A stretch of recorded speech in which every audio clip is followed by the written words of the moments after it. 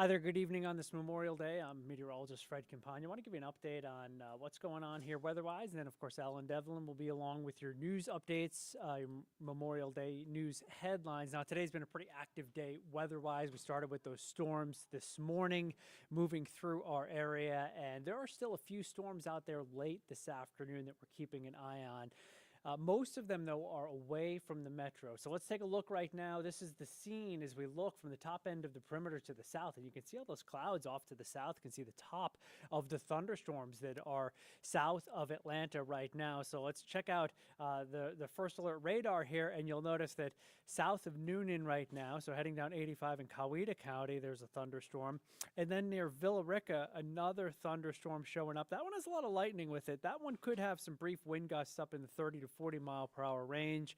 Also, as you go east of Atlanta, just south of Monroe, there's another little cell that's developing, and one in Oconee County as well, south of Athens. So a few popping up here and there, but for the most part, it's just warm, it's just humid out there, and many of us are not seeing any storms right now. There is a very low risk that some of these cells in the next hour or two, say until about 10 o'clock this evening, become strong or severe.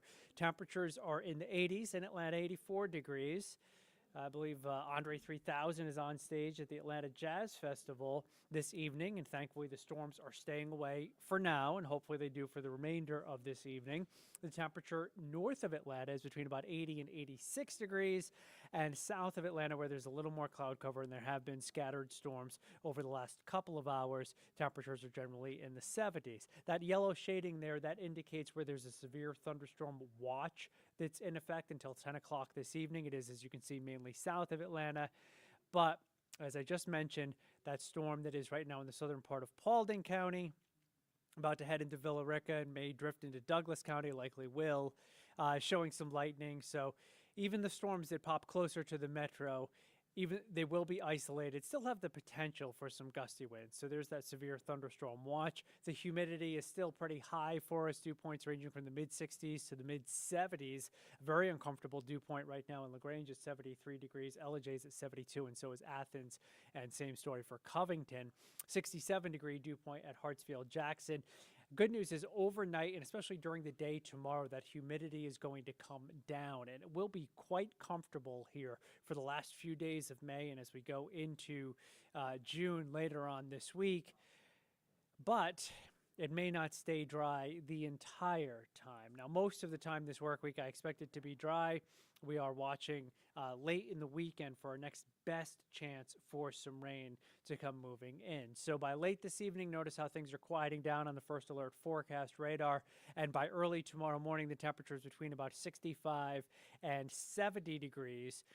So we have a mild start tomorrow, and it will be a nice warm afternoon for us tomorrow. So we're certainly looking forward to that nice warm weather with lower humidity coming our way for Tuesday afternoon. So hopefully you have a chance to get out there and enjoy it as the temperature climbs into at least the middle 80s and maybe up to about 87 or 88 degrees in Atlanta. But again, with much lower humidity, it's going to feel pretty darn good out there on Tuesday. Wednesday also looks like a nice day, partly to mostly sunny skies. Temperatures again up into the 80s.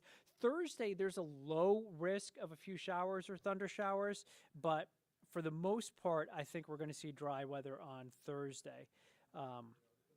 By the way, the National Weather Service, I just want to let you know, has issued a special weather statement on that cell that's in Coweta County and drifting off to the south. So there's possibility that does produce some 40-mile-per-hour wind gusts. But other than that, it's not severe at this point. No large hail, maybe some pea-sized hail in that cell as it continues to develop. Friday looks good. Saturday looks all right. Notice the clouds starting to gather on Saturday. Sunday may not be. It's not a first alert weather day just yet, but it is something that we are watching. Right now we have a 40% chance of scattered showers and thunder showers in the forecast for Sunday. Temperatures, as you can see throughout this week, staying pretty close to normal. Normal highs in that 83, 84 degree 85-degree range maybe by the end of this week, and most of our days are within a few degrees of that. Sunday is the coolest day on the 7-day forecast, and that, again, is because of the risk of some scattered thunderstorms around. So I want to show you again real quickly here what the radar looks like right now inside the perimeter. There are no storms flaring up, but there is that cell, as you can see, which is in heading into, well, there's one in Coweta County. This one has the special weather statement on it, just now moving south of Noonan, and you can see the lightning associated with it and some darker returns on the radar showing up. And then there's another cell here that's around Villa Rica.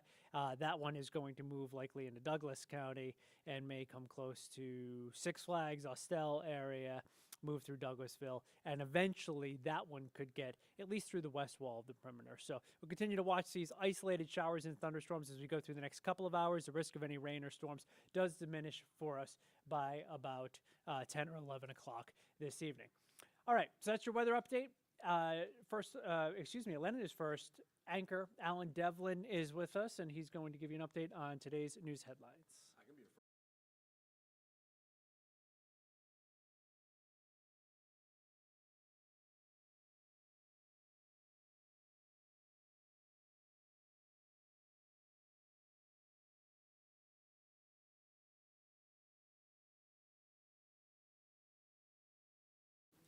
Hello, everybody. As promised, this is Alan Devlin with Atlanta News First. Thank you so much for joining me here. I'm going to switch microphones. Give me 1 second. You guys should be able to hear me perfectly fine. There we go. Hello, everybody. I'm going to talk to you about some news really quick. As, again, we always come up here. Myself, Sean Gables, or Blair Miller will be joining you at 8 o'clock, following either Patrick Pete or Fred Campagna or one of our other meteorologists, talking to you about the day's news stories. You just got that weather update. It has been an interesting and, I guess, back and forth Memorial Day. The weekend was decent, but today we had some loud thunderstorms early this morning right here in Midtown, which is where I live. They woke me up right around 6:30 a.m., but most of that has scattered out of our area. Let's talk about some news stuff, because it is Memorial Day. I know a lot of you guys like to run around and you might say Happy Memorial Day. That's not necessarily the language you're supposed to be using. It's reminiscent of someone telling someone, happy funeral.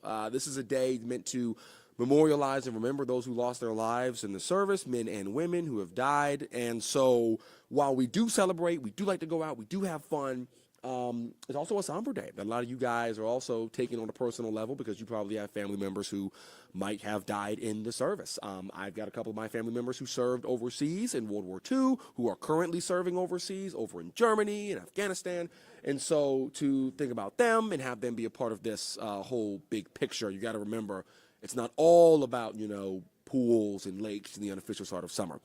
I say all that for a reason, because I want to dive into a story here where, after what's been decades and decades, a family just got one of their family members who served in World War II home for the very first time. I believe we've got Atlanta News First reporter here to break down that story.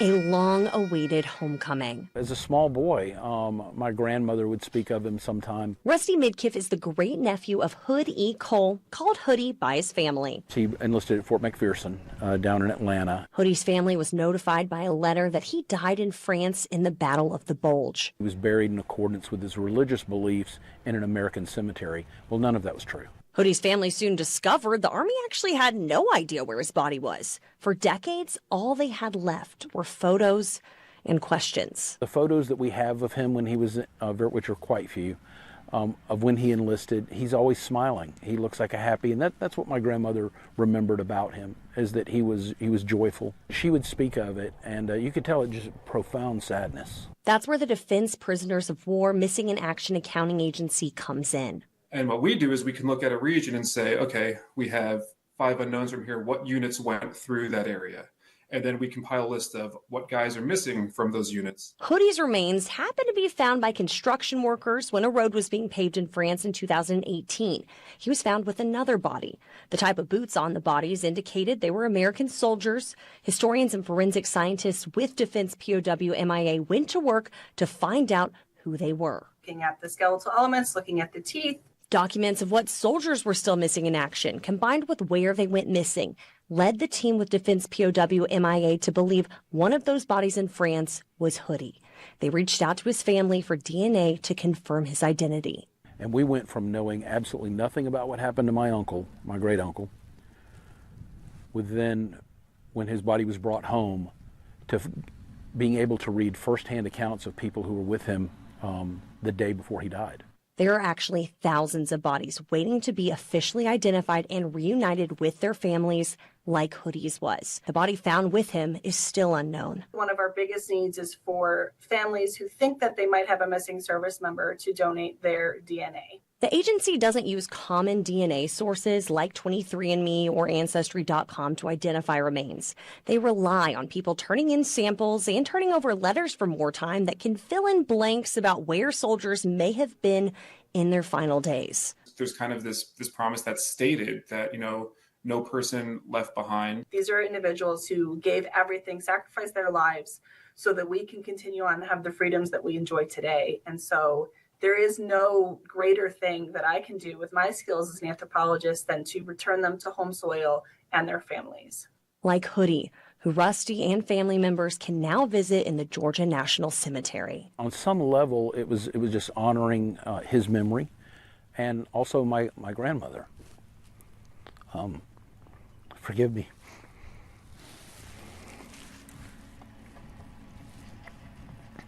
This was very important to her. It's very sad that she didn't live to see it. Reporting in Canton, Madeline Montgomery, Atlanta News First. It is crazy to think that could even be possible, honestly, and yet it is, and it just happened. And you think, wow, it's so horrible to not have any recollection of this person for so long. Think about the closure they just got, though. Of course, you'd rather they never be in that position, to never lose somebody in a war, but here we are from France right back home to the United States. So the next story I want to talk to you guys about here is going on right now, actually. I believe there's a chance he's on stage. Jazz Fest. We've got the beautiful annual Jazz Fest happening right here in Atlanta with the closure of a couple of these other music festivals. This one took some more prominence this year, and the rain did not slow anybody down. They were still out there, still having a grand old time. So here's a look at a little bit of that action out there. People have been ready for the last couple of weeks, and then today they all turned out. Take a look on stage there. I was talking about him in Atlanta, great Andre 3000, 3 Stacks. You know him for rapping. Today he's going to be performing his latest jazz album with the flute, the pan flute. He released a whole album that was nothing like what he did with Outkast and Big Boy, but it's going to draw lots and lots of people to come out and see him. I haven't heard the album myself, but I hear it's pretty good for the most part, for those of you who enjoy a good flute or a good jazz album. But it's a great festival with a lot of local homegrown artists performing on stage, not just Andre 3000. And people are out there by the hundreds and hundreds, tents, drinks, ready for the rain, the snow, the shine, whatever comes their way. They're going to be ready for our wonderful Jazz Fest that's going on today. It runs until about 9 o'clock. So if you haven't got out there yet, you still have a chance. It's still going on. But you are running out of time, I must say, and thankfully the rain has held off for the second half of this day. So a lot of you guys are hopefully out there enjoying it as I speak. The last thing, and something that you guys can participate in as well, is, of course, our St. Jude Dream Home giveaway. We're running through August, but those tickets are going to sell out long before then. You are running out of time if you want the chance to win a brand new home. And let me tell you this, it's a $675,000 house. Take a look. Here it is. Brand new, all for you. It is up and coming for Forsyth County. You can win it by reserving your $100 ticket right now on atlantanewsfirst.com/dreamhome. You can grab it, and you will be in a chance to literally win the house and a number of other great prizes, like a $20,000 Michael Phelps Legend Series hot tub or a $10,000 shopping spree at Georgia Furniture Mart. It is all Woodstock Furniture Mart, excuse me. It's all available right now as we look at the neighborhood that your house will be sitting in. The housing market, not the friendliest right now. So this would be an amazing way to walk into home ownership if you don't have a house already, or maybe move into that brand new house you've always wanted in the up and coming, I should say, because that city and that county is blowing up in a whole lot of ways. And of course, you are doing it all. Your money goes directly to St. Jude Children's Research Hospital in Memphis, Tennessee, that is helping so many families with children, patients who are fighting, battling cancer every single day. Your donation here with this St. Jude Dream Home giveaway allows them the opportunity to go through that cancer treatment financially, well, I guess not financially free, but financial worry free. That's really what this is. They don't pay a dime for transport, for care, for food, for housing. Those families don't. Also, they can focus on getting their kid the best care they can. And that's exactly what St. Jude Dream Home Giveaway helps provide. So go to our website right now, AtlantaNewsFirst.com/Dream Home. The options are right there. You'll see everything you can do, everything you can win, and how you can give. You could, if you're lucky, potentially win all 3 prizes. You can get the house, the hot tub, and the shopping spree. Or imagine winning the house, putting the hot tub in your backyard, and then furnishing the house with a $10,000 shopping spree. Pretty cool stuff. If I could participate, I would. I cannot. I'm a member of the Atlanta News First team, but I will still be donating to St. Jude. You guys, though, you can donate and win. So go ahead and make it happen. Thank you guys so much for chatting with me here this fine Memorial Day. I hope you guys are out enjoying your time, whether that be at the beach, at the pool, at the lake, or grilling out, whatever you're doing. Stay safe, and I will see you all back here again tomorrow.